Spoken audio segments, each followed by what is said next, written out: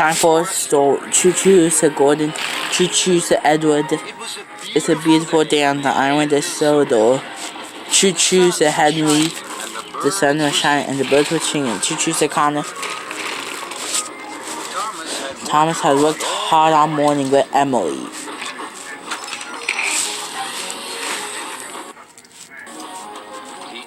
He tooted halfway to the children. He chuffed back to Tidmouth Sheds. Sir Topham Hatt was waiting there. He has an important special. This afternoon there is to be a special story time for the children at the library. I need the agent to collect a new storybook from the Midway Station and take them to the library. Thomas wished his hardest that he will be given the special. Listening to stories with the children was his favorite thing to do. Thomas, you will deliver the special. Make sure they're at the library on time. Thomas was excited. Yes, sir. And Thomas chuffed cheerfully away. Thomas puffed fast along the track. I must be late for stories of our chef and our huff to be there on time. Thomas steamed into Mayfield Station. Hello, Thomas. I'm here to collect the new storybooks. We'll have your freight cars ready in 2 toots of a whistle, Thomas. Thomas saw the storybooks piled high in the freight cars. There were red books, green books, and blue books, and yellow books. There were big books, small books, square books, and even round books. They look wonderful. Thomas was coupled up to the freight cars. I must hurry. I have to deliver the storybooks to the library on time. Thomas was so excited.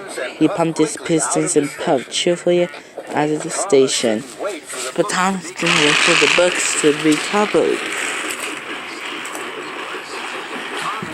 Thomas steamed quickly along the track.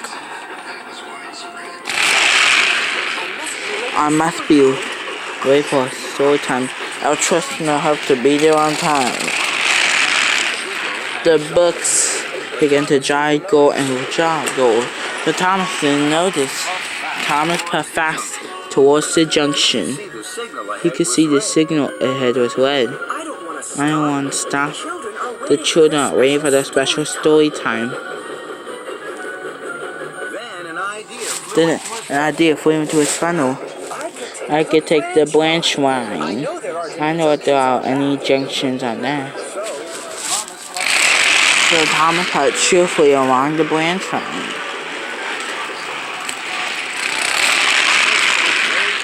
Thomas felt very pleased. He puffed faster and faster, and the books jiggled and joggled more and more. But Thomas didn't notice. Unless it would be late for story time, a chuff and a huff to be there on time. Thomas raced around the bend. Ahead, there was a sign for works on the tracks. Oh, bother.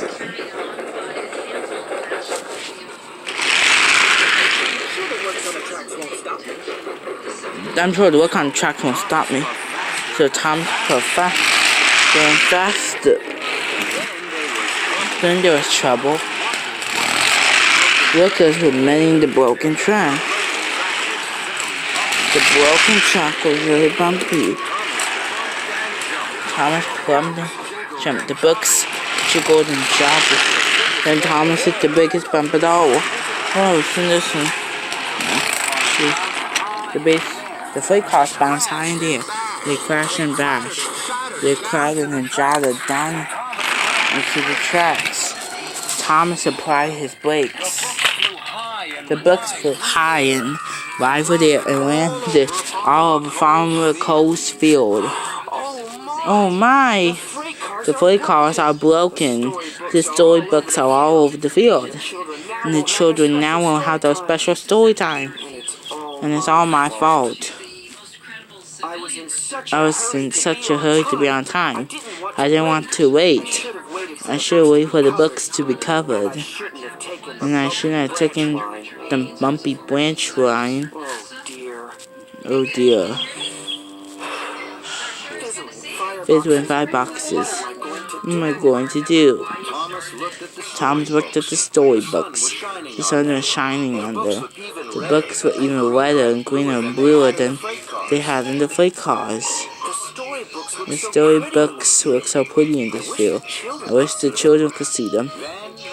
Then an idea flew into his funnel. I'll bring the children to the storybooks. They can have a picnic story time in the sunshine. That really will be special. So, Thomas puffed off to collect the children. I must collect Annie and Quailbell. Victor and Kevin were busy as Thomas puffed into the solo steamworks. Hello, Victor. I'm here to collect Annie and Quailbell.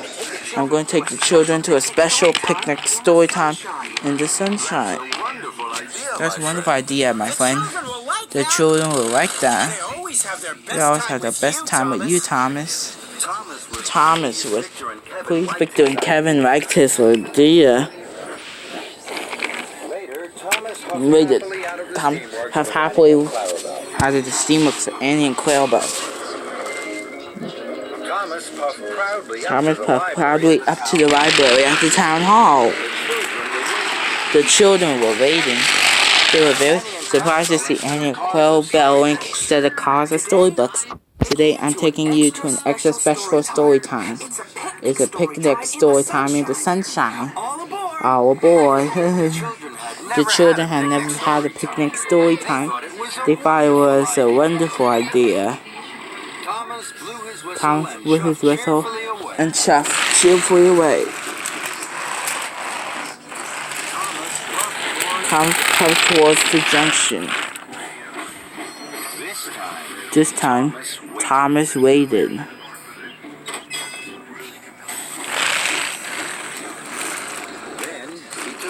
Then he took the branch line back to Farmer McColl's field.